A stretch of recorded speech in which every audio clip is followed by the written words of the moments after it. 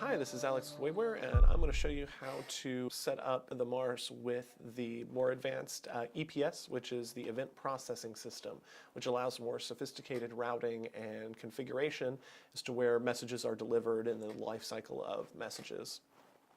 So we'll start off where we were before, where we've defined an Inovonics input and a tap output. But this time in data connections, instead of doing a straight pass-through, which is this Inovonics to tap connection, we're going to create two connections. One is the Inovonics to EPS, or Event Processing System. Inovonics to the Event Processing System. And you'll notice that the Event Processing System can be used as both an input and an output. So in this instance, we want the input to be Inovonics, and it's going to the Event Processing System. And then we also want to set it up so the Event Processing System can send messages out to the tap out protocol. So for this one, we'll set Event Processing System as the input because we want to set the output to that tap output protocol. So now, when the Inovonics, and actually in this instance we can get rid of these settings for the Inovonics since it's going to be passing through the EPS, because we can route it to particular users based on pagers and zones. What we'll want to do is go into General Settings and turn Event Processing on with this checkbox. And once we turn that on and refresh the page, you'll see that we have several more options. One of the more important ones is zone assignments. So if you click on zone assignments and then zones, you can define a number of zones depending upon the essentially almost like stations, where if you want this particular set of Inovonics devices or inputs to go to this particular group of users and this other set of Inovonics inputs to go into this particular set of users, like if you have floors in a facility or if you have like an east wing and a west wing that are two separate teams, what you can do is define those teams as zones, and the ones that we're going to use are this zone number 1 and then zone number 2. So now we can do is go into alert recipients. To add a new zone, you just click add new zone and then enter the name, the name that you want the zone to have and click apply. And I just created a zone 3. Now, to send a message to a user in a zone, you also have to create a user. So if you go to alert recipients and then user accounts, we'll go ahead and add a new user account, and I'll set the user ID to user 1 and then click apply and OK. And then I'll set a password. I'll just set it as P. You'll probably want to use something a little bit more secure than that. The role I'll set to as a normal user. Now you can set it to a user, an admin, or a super user. The user has the lowest level of access and is only able to get in and look at things. Admin's able to change things, and then the super user has the ability to do pretty much anything and go in and change other user accounts and things like that. So generally you only want 1 or 2 super user accounts, a few admin accounts, and then most everyone has a general user account. I'll set this one as a user account now. You could also set name, department. There's a whole bunch of stuff that we can go into in later videos, or you can check out in the manual. So now what I want to do is go into zone assignments, go into zones user accounts, and you'll see there's one of these for each one of the zones that we defined. So if, for instance, I'll actually remove that user from zone 1. So in zone 1, we'll have users show up in zone 1, so that we've now assigned that user. So if that was, East Wing or a particular station, we've now assigned that user to that station. So now that user is going to have a pager. So what we'll do is go into alert recipients and then click on pagers. Oh, I'm sorry. You actually have to click Save Configuration once you've made any changes to these tables, just to make sure that the data is saved. So now you'd go to Alert Recipients and then Pagers, and then click Add a new pager. I'm going to set this one to Pager 1, and I'm going to have its pager ID be 101. So now what I can do is I can go into User Accounts, and then I can set User 1 to have the pager,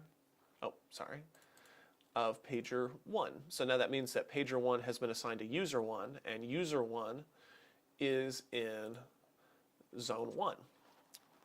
So now we also have an Inovonics sensor. This is our test pendant.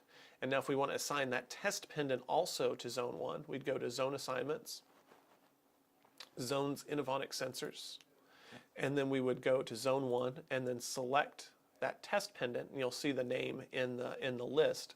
So now once we've selected that test pendant and clicked Save Configuration, that pendant is now in zone 1 as well. So now we have the user in zone 1 and the pendant is now in zone 1. The user has a pager associated to him. And then now all we have to do is in the zone's data outputs, we want to select, so in zone 1, we want this tap out. So that tap out record represents a particular paging system. So making this selection here selects that we want to have that paging system service this zone. So now, say for instance you had a campus that included 2 buildings, and zone 1 was one building and zone 2 was another building. You could have 2 Ethernet paging systems, one for each building, and then have that particular paging system service that zone only, and then not send out any pages for the other groups. In this instance, we will select this tap out, which is a particular paging system for zone 1, and then click Save Configuration. So now that we have the user has a pager and the user is in zone 1. The Inovonics device has been set up and then the Inovonics device is associated with zone 1. The paging system has been set up and is also associated with zone 1. Now I'm going to exercise my, my Inovonics device. What you'll see in the data I/O log is that essentially we got test pendant at central receiver, and then that was paged out to that particular output protocol. If you go into Utilities and Data I/O log, and then down at the bottom, you'll see that the paging system put out the test pendant at central receiver, which is the same message as before, to pager ID 101. And that's the pager ID that's associated with that particular user. Now, if we created a second user, and we set that to user 2, we set them up exactly the same way, except we create a pager, and that new pager is our pager 2 with a pager ID of 102.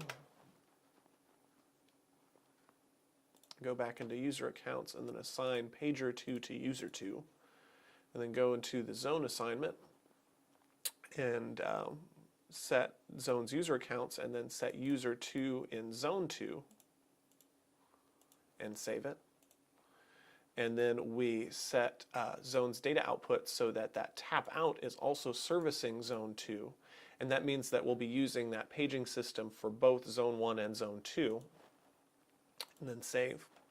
What that means is that when I take the Inovonics sensor test pendant and then I unselect it here, removing it from zone 1, and then select it here, adding it to zone 2, when I exercise my Inovonics pendant, refresh my data I/O log, you'll see the message is being sent to 102, which is the pager assigned to user 2.